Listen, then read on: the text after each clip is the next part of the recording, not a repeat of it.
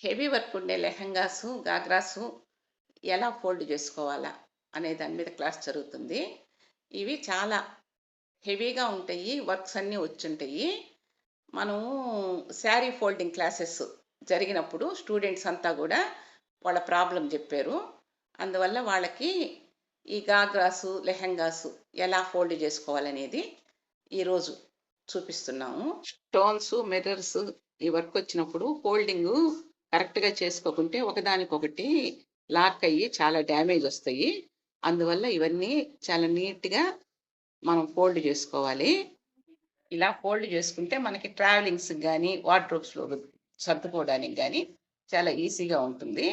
ఇది చాలా heavy work ఉన్న లెహంగా. దీని ఫోల్డింగ్ చూడండి ఎంత నీట్‌గా చేస్తున్నామో.